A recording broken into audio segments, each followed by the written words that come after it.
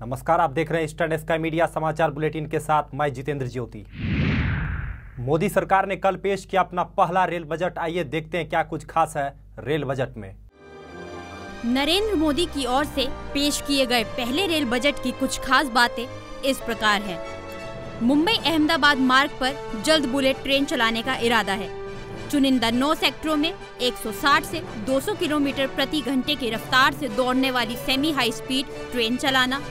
रेलगाड़ियों में सुरक्षा के लिए तैनात रेल सुरक्षा बल के कर्मियों को मोबाइल फोन मुहैया कराए जाएंगे, जिससे संकट के समय यात्री उनसे संपर्क कर सकेंगे। ऑनलाइन टिकट बुकिंग क्षमता बढ़ाई जाएगी और प्रति मिनट 7200 टिकट जारी की जाएंगी। इंटरनेट के माध्यम से प्लेटफॉर्म और अनारक्षित टिकट भी हासिल किए जा सकेंगे। अगले 5 साल में रेलवे पूरी तरह से कागज रहित कंप्यूटरीकृत होगा। A1 और A श्रेणी के सभी स्टेशनों और चुनिंदा गाड़ियों में वाईफाई सेवाएं होंगी। प्रसिद्ध ब्रांड के रेडी टू ईट भोजन की व्यवस्था शुरू की जाएगी। सुरक्षा के लिए रेलवे सुरक्षा बल में 4000 महिलाओं सहित 11000 सुरक्षा कर्मियों की भर्ती की जाएगी। 5 नई जनसाधारण गाड़ियां, 5 प्रीमियम, 6 AC और 27 नई एक्सप्रेस गाड़ियां शुरू की जाएंगी। मोदी सरकार ने रेल बजट में यात्री सुविधाओं, सुरक्षा और हाई स्पीड ट्रेन चलाने पर जोर दिया। साथ ही पूर्वोत्तर राज्यों के लिए भी की गई 23 नई परियोजनाओं की घोषणा। रेल बजट में पूर्वोत्तर राज्यों को भी सौगात मिली है। पूर्वोत्तर राज्यों के लिए 23 नई परियोजनाओं की घोषणा की गई है, जिनमें से अरुणाचल प्रदेश के लिए की गई घोषणाएं कुछ इस प्रकार हैं। नाहरलगन से दिल्ली तक एक साप्ताहिक AC एक्सप्रेस ट्रेन चलाई जाएगी और गुवाहाटी से नाहरलगन तक रोजाना के लिए एक ट्रेन चलाई जाएगी। आपको बता दें कि रेल बजट में नई सुविधाओं के साथ ही पुरानी सुविधाओं को बेहतर बनाए जाने की भी घोषणा की गई है। ईटानगर में आपसू के द्वारा बंद की घोषणा को लेकर सिद्धार्थ हॉल में आयोजित की गई पुलिस और पब्लिक के बीच बैठक। Inspector general of police S Garg ने कहा है कि ऐसे बंद से आम आदमी को बहुत ही ज्यादा नुकसान होता है। इसलिए उन्होंने सभी शॉपकीपर्स, व्यापार केंद्र और होटल मालिकों से आग्रह किया है कि सभी लोग बंद के दौरान अपनी दुकानें खोलें और बंद का समर्थन ना करें। साथ ही उन्होंने ये आश्वासन भी दिया है कि दुकान खोलने वाले सभी लोगों की सुरक्षा का ध्यान रखा जाएगा। वहीं राजधानी परिसर के जिला मजिस्ट्रेट मीके कामकी ने भी राजधानी में बंद को अवैध घोषित किया है। सेवा इस सिलसिले में कि जो लॉ एंड ऑर्डर है वो मेंटेन की जाए, पीस मेंटेन की जाए, अरुणाचल प्रदेश प्रॉस्पेरिटी की तरफ बढ़े। मित्रों, अरुणाचल प्रदेश अपने पीसफुल और अपनी रिच हेरिटेज और कल्चर के लिए पूरे इंडिया में अच्छी तरह जाना जाता है, अच्छी तरह पहचाना जाता है। लेकिन एक ग्रहण लग गया है। रोज मैंने लास्ट 5 सालों का ही केवल एक स्टडी की है बंद कॉल्स की। कितनी बार बंद कॉल दी गई है। जो मुझे अकाउंट्स दिया गया है, साल भर में कम से कम 30 से 35, 40 कॉल्स हर साल बंद हो रही। Different organisation, different associations, different unions बंद करती चले जा रहे हैं और उनके कहने से हम दुकानें बंद कर दे रहे हैं, शॉप्स बंद कर रहे हैं, होटल बंद कर रहे हैं, टैक्सी बंद कर रहे हैं, बसेस बंद कर दे रहे हैं। इस सब का नतीजा जो हो रहा है, एक ह्यूज लॉस हो रहा है। अरुणाचल प्रदेश में बारिश से हो रहे लैंडस्लाइड के चलते NH 52 की हालत हो रही है बेहद ही खराब। अरुणाचल में हो रही लगातार बारिश के चलते पिछले 2 हफ्तों से NH 52 की हालत बेहद ही खराब हो गई है। NH 52 को ईटानगर की लाइफलाइन माना जाता है और यही लाइफलाइन पूरी तरह से बाधित पड़ी है। पब्लिक वर्क डिपार्टमेंट के एग्जीक्यूटिव इंजीनियर बिन्नी ने बताया कि लंबी दूरी की यात्री बसों सहित सभी वाहनों को गुमतो दोईमुख रोड पर डाइवर्ट कर दिया गया है। साथ ही उन्होंने ये भी कहा कि वो कोशिश कर रहे हैं कि जल्द से जल्द हाईवे को पहले की तरह दुरुस्त कर दिया जाए, लेकिन ये कार्य सबसे ज्यादा बारिश पर निर्भर करता है। अभी हम बिनी सर जो EE है हाईवे के, NH52 के, तो उनसे हम बात करते हैं कि जो रोड यहाँ पे करसिंग से बहुत दिन से ब्लॉक पड़ा हुआ है वो कैसे हुआ और अब कब तक काम इसका कंप्लीट होगा। सर, जैसे ये रोड कितने दिन से ब्लॉक हो गया? ये लास्ट 1 वीक से ब्लॉक है। ये जो आप देख रहे हैं कलबट का, वो नीचे से स्कोरिंग होने की वजह से वो पूरा वो डस गया है। तो यहाँ जो स्लैब है वो पूरा टिल्ट हो गया, तो इसके लिए हम लोग ने ट्रैफिक मूवमेंट बंद कर दिया। ये है। तो सर ये कब तक अभी बन जाएगा? अभी हम लोग टेंटेटिवली वही दो सप्ताह में करने का कोशिश कर रहा है, लेकिन ये इंद्र भगवान का ऊपर है। अगर वो साथ नहीं देंगे तो फिर ये प्रॉन्ग हो सकता है। सर, जैसे हमने देखा ये जो करसिंग का जो ये ब्लॉक पॉइंट है, ये हमेशा से ब्लॉक पॉइंट ही रहा है, तो इसका आपका हाईवे डिपार्टमेंट ने कभी क्या कुछ सर सोल्यूशन निकालने के लिए ट्राई नहीं किया क्या? नहीं, ये पर्टिकुलर रीच ये फर्स्ट टाइम है। और ये आगे में जो है हमारा सिंकिंग जोन बोलता है, उसमें हमेशा होता था हर साल का। तो ये साल भगवान की कृपा से उनको हम लोग ने बैक कटिंग करके रखा है, तो उसमें खास वो प्रॉब्लम नहीं हो रहा है। अभी ये फर्स्ट टाइम है, ये यहाँ में जो डस गया वही है। अच्छा, ये जो ब्लॉक पॉइंट हो रहा है ये फर्स्ट टाइम है? ये साल हुआ है। टू व्हीलर तो जा सक रहे हैं पर यहाँ से? हाँ। अच्छा। लेकिन वो एक्चुअली टू व्हीलर अभी वो जा रहे हैं, लेकिन ये कब दसे उसका कोई वो नहीं है, श्योरिटी गारंटी नहीं है। वो अपना रिस्क एंड कॉस्ट में जाना पड़ेगा हम लोग को, उसको कुछ नहीं। ये रोड जो ब्लॉक है, तो जो यहाँ के जो यात्री है वो अभी कहाँ से, कौन सा अल्टरनेटिव रोड से अभी आए? अभी दोईमुख गुमतो होते हुए जा रहा है हरमोती से। हाँ, तो अभी हमने सर से बात की, सर ने हमें एश्योरेंस दिया, बोला कि 2 वीक्स में वो ये रोड को कंप्लीट करने के लिए कोशिश करेंगे। यहाँ के जो यात्री हैं, जितने पैसेंजर्स है, वो यहाँ से नहीं बोल के गुमतो की तरह से, गुमतो की ओर से लेके अब जा रहे हैं यहाँ से। उनको बहुत प्रॉब्लम हो रहा है यहाँ पे बहुत सारे गाड़ी पार्किंग करके रखा हुआ है, जो यहाँ जा सक रहे हैं ना वहाँ की तरफ जा सक रहे हैं। मैं टाइम्स अपना with camera person Rahul gamma के साथ, eastern Sky media, Arunachal Pradesh. Arunachal प्रदेश में लगातार बारिश के चलते हो रही लैंडस्लाइड राज्य के लिए बन रही है परेशानी का सबब। ईटानगर में भारी नुकसान के बाद अब बाकी जिलों में भी बारिश कहर बनकर बरस रही है। बहुत सी सड़कें बारिश की वजह से खराब हो गई हैं और कटाव भी लगातार जारी है। ऐसी टूटी फूटी सड़कें लोगों की यात्रा में बाधा पैदा कर रही हैं। साथ ही सड़कों की ये दयनीय हालत लोगों के जीवन को भी जोखिम में डाल सकती है। मॉनसून के आते ही अरुणाचल के रास्ते बदतर हो जाते हैं। फिलहाल मैं खड़ी हूँ दोईमुख टू पोटीन के इस रास्ते पे।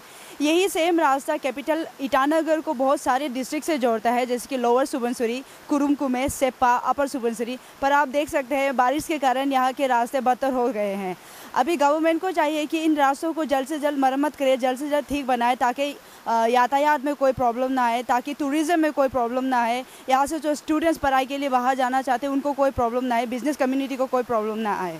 कैमरा पर्सन हितेश मोरान के साथ मैं कारपुर से reporting for Eastern Sky Media, पोटीन, अरुणाचल प्रदेश। अरुणाचल प्रदेश के जीरो में एक महिला ने टमाटर की खेती से किसानों के लिए रोजगार के नए रास्ते दिखाए। प्रदेश में कृषि क्षेत्र के लिए सरकार को बेहतर योजना बनाने की जरूरत है। जीरो वैली से 7 किलोमीटर दूर सीरो गांव कृषि क्षेत्र के लिए एक नए मापदंड तैयार करते दिख रहा है। यहाँ पर टमाटर की खेती को एक नया रूप देकर 35 साल की कागो काम्पू ने ये दिखा दिया कि अगर हौसले बुलंद हो तो कुछ भी असंभव नहीं होता। अरुणाचल प्रदेश में किसान और कृषि के लिए ये एक क्रांति की तरह है, जिस आधार पर यहाँ के किसान और सरकार एक दूसरे का सहयोग कर टमाटर के अलावा और भी सब्जियों की पैदावार कर रोजगार के साथ साथ यहाँ के लोगों को ताजी सब्जी उपलब्ध करवा सकते हैं। जीरो वैली में टोमेटो की कल्टीवेशन को पहली बार इंट्रोड्यूस करने वाली successful progressive farmer Mrs Kago Kampu से आइए बात करते हैं। Hello ma'am. हेलो। अच्छा मैम, पहले तो मुझे ये बताइए कि आपको ये टमाटो उगाने का आइडिया कहाँ से आया? इसको आइडिया मिला है, ये वेस्ट कामिंग से मिला था, रूपा से। तो उसमें मेरा मिस्टर पोस्टिंग था, तो वहाँ में मैंने देखा इतना सब टोमेटो कल्टीवेशन कर रहा है। मैं सोचा जीरो में क्यों ना ट्राई करूँ। तो 97 को मैं आया, या 98 को मैंने स्टार्ट किया है, जस्ट छोटा सा प्लॉट। फिर उस देखा 98, 99, 2000 तक बहुत अच्छा हुआ है। मैंने बोला इसको कमर्शियल में क्यों ना करें, तो उसमें हम कमर्शियल करना शुरू हो गया। 2001 से लेके कमर्शियल कर रहा हूँ मैं। टमाटो की खेती के बारे में हमें कुछ बताइए। टोमेटो ऐसी चीज़ है जो एक्चुअली हमारा जीरो वैली के लिए है। ये एक फार्मर्स लोग के लिए तो एक मेरा ख्याल से एक सोना का बराबर है। जो जिस समय असम में ऑफ सीजन होता है उसी समय यहाँ उगता है हम लोग का, और बहुत अच्छा प्राइस हम लोग मिलते हैं। तो इसको करने के लिए हम लोग फरवरी में सीडलिंग करना पड़ता है। सीडलिंग करके तो उसके बाद मार्च का 15-16 को हम लोग ट्रांसप्लांट करते हैं। तो हार्वेस्ट अभी फ़िलहाल ये जून लास्ट से स्टार्ट हो जाता है और जुलाई अगस्त सितंबर तक फिर हार्वेस्ट होगा। ओपी धनखड़ के बयान के विरोध में मंगलवार को बिहार स्वाभिमान मंच ने किया धरना प्रदर्शन। धनखड़ के समर्थन में बयान देने पर सुशील मोदी भी रहे निशाने पर। बिहार स्वाभिमान मंच के अध्यक्ष राम सागर ठाकुर ने धनखड़ के बयान की भर्त्सना करते हुए कहा कि इस तरह के बयान से गंदी राजनीति की बू आ रही है। इसके लिए धनखड़ को माफी मांगनी चाहिए। वहीं श्री ठाकुर ने भाजपा नेता सुशील मोदी को भी चेतावनी दी और कहा कि बिहार की जनता मोदी को माफ नहीं करेगी। गौरतलब है कि आने वाले दिनों में बिहार में विधानसभा चुनाव होंगे, जिसमें ये मुद्दा काफी जोर पकड़ेगा। बहरहाल भाजपा सहित मोदी सरकार को इस मामले में दखल देने की जरूरत है। हम यही कहना चाहते हैं मीडिया के माध्यम से और पूरे देश के लोगों को, जिस तरीके का बयान धनखड़ जी ने दिया है ये बहुत निंदनीय बयान है। इसको बिहार की जनता कभी भी माफ़ नहीं करेगी। ऐसी भाषा को और जिस लहजे से उन्होंने कहा है उसी लहजे से उन्हें माफ़ी मांगना चाहिए। बिहार के एक एक जनता से माफ़ी मांगनी चाहिए। और जो स्त्री के बारे में जिस तरीके से उन्होंने बयान दिया है ओपन मंच से, ये उनके लिए बहुत शर्म की बात है। बिहार के लिए शर्म की बात है।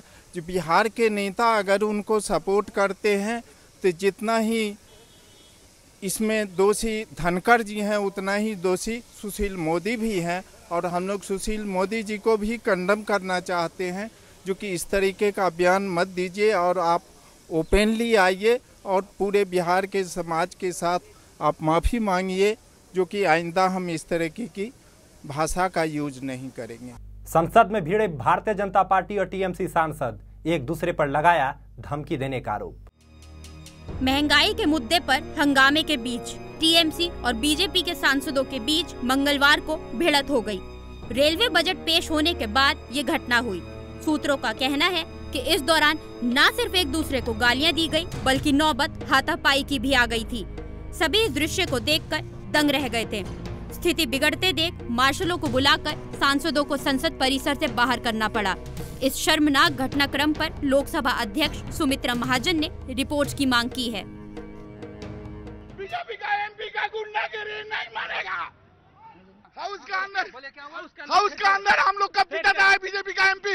हम लोग का लेडी एमपी को गाली देता है, गाली दे रहा है। सुप्रीम कोर्ट ने सीबीआई को दिया आदेश, कहा एनजीओ का विवरण 3 महीने में दे। सुप्रीम कोर्ट ने देश में सभी रजिस्टर्ड गैर सरकारी संगठनों का विवरण पेश करने के लिए केंद्रीय जांच ब्यूरो को मंगलवार को 3 महीने का वक्त दिया है। जांच ब्यूरो को ये भी बताना है कि क्या ये संगठन संबंधित प्राधिकारी के समक्ष बैलेंस शीट दाखिल करते हैं या नहीं। गैर सरकारी संगठन उस समय न्यायिक समीक्षा के दायरे में आ गए जब पिछले साल 2 सितंबर को शीर्ष अदालत ने सीबीआई को ऐसे सभी पंजीकरण संगठनों का विवरण और उनकी वित्तीय स्थिति का ब्यौरा पेश करने का निर्देश दिया था। बीजेपी कर सकती है नए अध्यक्ष का ऐलान, 9 या 11 तारीख को लग सकती है अमित शाह के नाम पर मुहर। बीजेपी के मौजूदा अध्यक्ष राजनाथ सिंह गृह मंत्री बन चुके हैं। ऐसे में अध्यक्ष पद की जिम्मेदारी किसी अन्य नेता को सौंपी जानी थी। इस पद के लिए अमित शाह के नाम की भी चर्चा थी। गौरतलब है कि अमित शाह मोदी के काफी करीबी माने जाते हैं और लोकसभा चुनाव में यूपी में पार्टी को भारी सफलता दिलाने में शाह का अहम रोल माना जाता है। ऐसे में पार्टी में उनको बड़ी जिम्मेदारी मिल सकती है। चैरिटी नीलामी आयोजित कर कैंसर पीड़ितों की मदद करेंगे युवराज सिंह। आयोजन में शामिल होंगी कई बड़ी हस्तियां। भारतीय बल्लेबाज युवराज सिंह कैंसर पीड़ितों की मदद के लिए 14 जुलाई को चैरिटी नीलामी आयोजित करेंगे। इस नीलामी के जरिए जो पैसे इकट्ठे होंगे उन्हें कैंसर पीड़ितों पर खर्च किया जाएगा। इस मौके पर विराट कोहली, सचिन तेंदुलकर, केविन पीटरसन, राहुल द्रविड़ और सौरव गांगुली भी मौजूद रहेंगे। जिन वस्तुओं को नीलामी में शामिल किया जाएगा उनमें क्रिकेट से जुड़ी यादगार चीजें जैसे सचिन तेंदुलकर द्वारा उनके 200वें टेस्ट में पहनी हुई टी शर्ट, साल 2011 वर्ल्ड कप में जीते हुए मेडल, साथ ही युवराज सिंह के साथ डिनर डेट और उनके प्रैक्टिस सेशन में शामिल होने का भी ऑफर है। सलमान ने तोड़ा शाहरुख का रिकॉर्ड, फिल्म किक में दर्शाया सबसे लंबा पीछा करने वाला सीन। सलमान खान इन दिनों अपनी आने वाली फिल्म किक को लेकर काफी चर्चा में है। किक में सलमान खान और रणदीप हुड्डा के बीच एक पीछा करने वाला सीन फिल्माया गया है, जो बॉलीवुड फिल्मों में अभी तक का सबसे लंबा सीन होगा। इस बात की जानकारी कम लोगों को है कि फिल्म डर में शाहरुख खान और सनी देओल के बीच बॉलीवुड का सबसे लंबा पीछा करने वाला सीन फिल्माया गया था, लेकिन अब माना जा रहा है कि इस रिकॉर्ड को सलमान ने अपनी फिल्म किक के साथ तोड़ दिया है।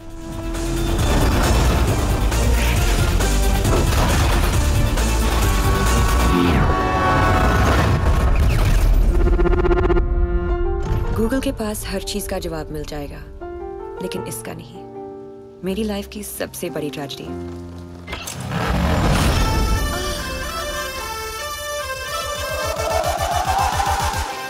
ये शाइना भी कैसा लड़का लेके आ रही है, लोगों को मारता है लेकिन दिल का बहुत अच्छा है। हथकड़ी पहना के लेके चलो, इसमें किक है। जेल जा चुका है लेकिन दिल का बहुत अच्छा है। सुबह से 9 भाषा चेंज कर चुका है साहब जी। नैन अर्जुन गया टॉयलेट के लिए, बार बार बोलता है हिंदी बोलने से मेरे को किक नहीं लगती, किक नहीं लगती। ये क्या होता है किक? अपनी किक के लिए तुम किसकी भी जान खतरे में डाल सकते हो। वो जीना भी कोई जीना है जिसमें किक न हो पगली। पैदा तो मैं भी शरीफ हुआ था, पर शराफत से अपनी कभी नहीं बनी। जरा हम भी तो देखें कि हमसे बड़ा शैतान कौन पैदा हो गया।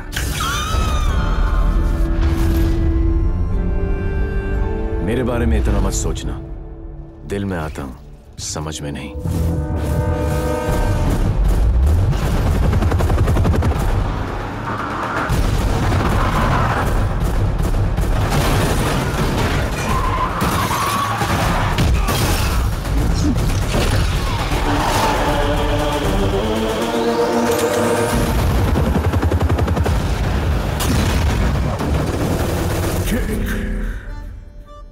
आज के समाचार अंक में फिलहाल इतना ही। नमस्कार।